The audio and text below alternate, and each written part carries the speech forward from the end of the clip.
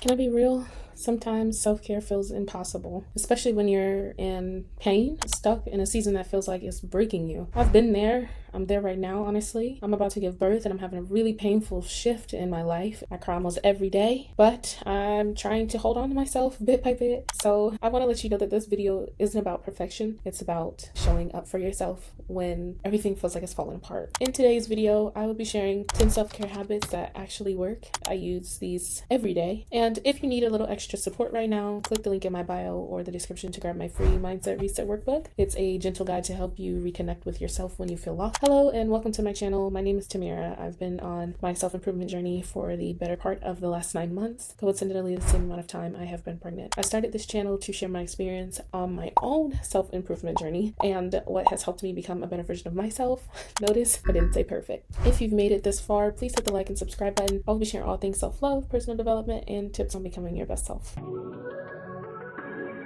Get morning sunlight. There were mornings I didn't even want to get out of bed, but stepping outside even for 2 minutes reminded me that the world is still spinning and I am still here. I honestly have to look towards the sun once I wake up. Quite literally, I feel like I'm in darkness, so to see natural light shining towards me brightens up my spirit and it gives me a sense of hope that eventually I'll be okay. Digital detox. When you're hurting, your phone can be a trap. I used to go straight to the internet when I feel most depressed. I would turn it on thinking I would see content that would make me laugh and brighten my day, but it made it worse. The more I scrolled, the more I recognized my pain and it seemed to loop in my head, and eventually the post on social media no longer made me smile. It just reminded me of the dark place that I was in. So I started putting my phone away for just an hour a day to help, and in that time I breathe, I cry if I need to, or I just sit without judgment. It's important that even though you already feel alone, to be alone with yourself so you can truly acknowledge how you feel. Gentle movement. Some days I can't work out, but I can stretch, I can sway, I can move my body with kindness instead of punishment, and that matters. It is very difficult to do something physically when mentally you're not in a good place. Personally, I tend to get stuck in one spot, and the sad thing is, I don't even realize when I'm sitting in the same spot for hours. To help with this, I don't force myself to move, but if I become conscious enough to know that I'm sitting in the same spot, I will get up and try to go get something like water or a tissue, and I'll just return to the spot that I was in before. Remember,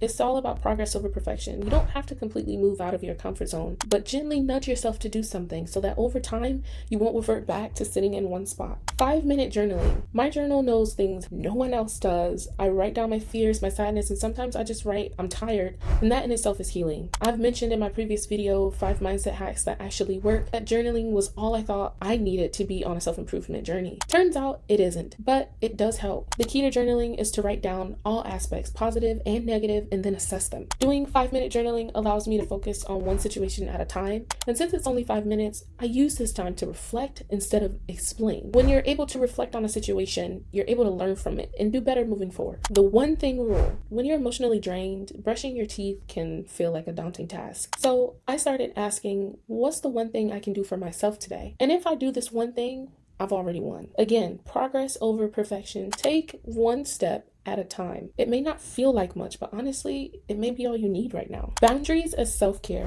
This one is the hardest, especially when someone you love is still physically close but mentally distant. Personally, I am learning to say no, even to expectations that I once had. This applies to my relationship, my friendships, my life. People will only do what you allow. If you have no boundaries, then neither do they. Do not compromise your peace for others when they won't do the same for you. Protecting my peace is not something I have mastered, but the practice is the only thing that's keeping me from completely falling off these days. Reconnect with one person weekly. I tend to shy away from this one because I've become accustomed to being let down by others. When I need them the most, they are nowhere to be found. So I feel like I don't need to reach out to anyone. But I realize the importance of having somebody, even if it's a person you are not looking for support from. There was a day recently where I texted a friend that I don't feel like myself anymore, and she called me and just listened. To my surprise, all of my friends and I have similar situations and struggles, but we don't communicate enough to know because we're all just going through the motions. So while it's beneficial for you to reach out, you have no idea how it may help the other person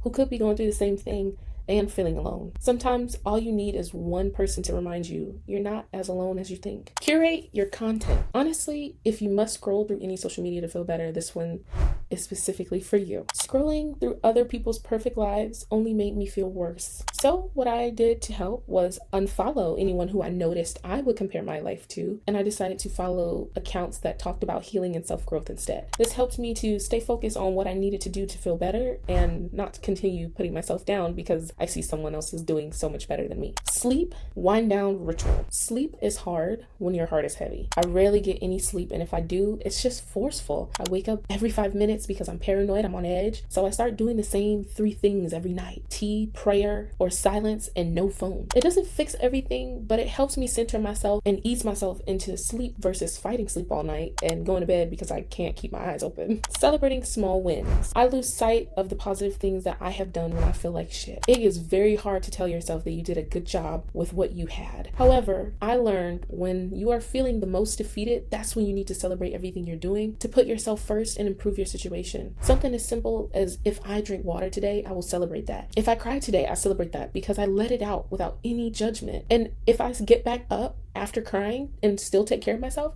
I celebrate that too because I got back up. Understand, self-care isn't always pretty. Sometimes it's just about surviving another day. So if you're in a hard place right now, if your heart is broken, if you feel like you have nothing left, please hear me. You're not alone. These habits aren't magic. They don't erase pain, but they do remind you that you're still here, and that's enough for today. Leave a comment and let me know which habit you're holding on to, or just say me too if you're struggling, because I see you. And if this resonated with you, I urge you to go grab my free Mindset Reset workbook.